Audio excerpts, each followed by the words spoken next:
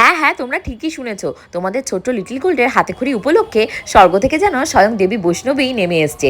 আমি জানি না তোমরা কে কোথায় কবে এরকম 4 হাতের সরস্বতী দেবীকে দেখেছো, বাট আমি আমার লাইফে ফার্স্ট টাইম এরকম 4 হাতের সরস্বতী ঠাকুরকে দেখছি। মানে এরকম ছোট সাইজে আমরা যখন স্কুল কলেজে পড়তাম তখন দেখেছি 4 হাতের সরস্বতী ঠাকুর, বাট এটা দেখো কি সুন্দর। এক হাতে রয়েছে বেদ, এক হাতে 2 হাত ধরে ধরে রয়েছে বীণা, তারপর আরও অনেক কিছু রয়েছে। আর দেখো কি সুন্দর ছোট্ট একটা হাঁসও তার সাথে বানানো হয়েছে।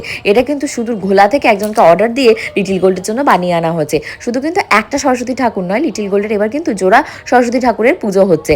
অ্যাকচুয়ালি লাস্টের বছর আমার শ্বশুরবাড়িতে যে সরস্বতী পুজো হয়েছিল সেখানে পূজা সরস্বতী ঠাকুরটাকে স্পন্সর করেছিল। আর এই বছর আগে থেকেই স্বর্ণজিৎ বুক দিয়ে রেখেছিল লিটিল গোল্ডের হাতে খড়ি সরস্বতী ঠাকুরটাকে ওই দেবে। তার পাশাপাশি আরেকটা যে সরস্বতী ঠাকুর দেখছো বৈষ্ণবী রূপে, তাকে কিন্তু লিটিল গোল্ডকে উপহার দিয়েছে আমাদের প্রসেনজিৎ প্রভু। কত সুন্দর যে লাগছে, আমি জাস্ট ওই যে এসছে না বৈষ্ণবী দেবী তার দিকে তাকিয়েই রয়েছি। যেমন সুন্দর চোখ, তেমন সুন্দর চুল, তেমন সুন্দর গায়ের বরণ, আর তেমন সুন্দর শুভ্র বসনা সে পড়ে রয়েছে। কিভাবে যে সরস্বতী ঠাকুরের পুজোটা আমরা করে ফেললাম বুঝতেই পারলাম না। এই তো যেন সেদিন রাজস্থান থেকে ঘুরে আসলাম, 3 দিন আমি অসুস্থ থাকলাম, বিছানা থেকে উঠতেই পারছিলাম না, ঘর পরিষ্কার করলাম, খাবার দাবার চলে এসছে। এখন দেখো একে একে গেস্টরাও চলে আসছে। পূজা, স্বর্ণজিৎ, আমার মাসি সবাই চলে এসছে।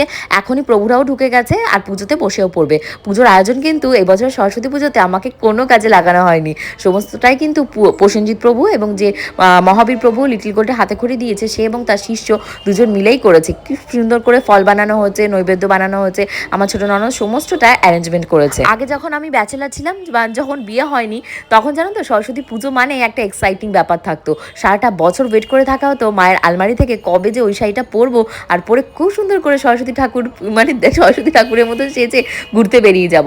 আর আমার বোনও কিন্তু আমার সাথে যেত। অ্যাকচুয়ালি কি বলো তো, আমরা দুজন পিঠু বোন তো সরস্বতী পুজোর দিন দুজন মিলে দুজনে একসাথে ঘুরতে যেতাম। আজকেও কিন্তু অন্যথা হয়নি, আজকেও কিন্তু আমি পূজাকে, স্বর্ণজিৎকে সবাইকে নিয়ে পাশে পেয়েছি, কিন্তু পাশে কিন্তু আমার নেই মা, কারণ আজকে দোকানটা বন্ধ নেই, দোকানটা খোলা রয়েছে। আর এটা কিন্তু বিগত মানে কত বছর ধরে যে চলে আসছে, সরস্বতী পুজো মানে আমার বাবার ওষুধের দোকানে কেউ আসবে না, আর বাবা মা আমাদেরকেও বেরোতে দিত না। আগে যেহেতু আমি দোকানে বসতাম, আমরা দোকানেই বেশিরভাগ দিন টাইম কাটাতে হতো, হয়তো একটু বেলা বাড়লে বা 4টে-5টার পরে ঘুরতে বেরোতে পারতাম। এখানে কি সুন্দর করে আমাদের অঞ্জলি শুরু হয়ে গেছে। এবার সরস্বতীটা পুজোটা কিন্তু একদম অন্যরকম ছিল। আমরা ঘরে যেমন মানে ঠাকুর মশাইকে দিয়ে করাই সেরকমই পুজো, কিন্তু এর ভেতরেও কিন্তু আলাদা একটা মাহাত্ম্য ছিল। কারণ এই যে প্রভুদের দেখতে পাচ্ছ এরা কিন্তু স্বয়ং মানে ইসকন থেকে এসছে। আর এই মহাবীর প্রভু যার হাতে মানে করে লিটিল গোল্ডের হাতে খড়িটা হলো, এই প্রভুকে যে কত আরাধনা করে লোকের বাড়িতে মানে পাওয়া যায়, আর আমরা কিন্তু অনেক সহজেই পেয়ে গেছি। প্রভু নিজে মুখে বলেছে লিটিল গোল্ডের হাতে খড়ি মানে মহাবীর প্রভু দেবে। এটা যে কত বড় সৌভাগ্য আমার এবং আমার মেয়ের জন্য, সত্যি ভগবান ছাড়া আর কেউ জানে না। দেখো কি সুন্দর করে লিটিল গোল্ড বসে আছে। যদিও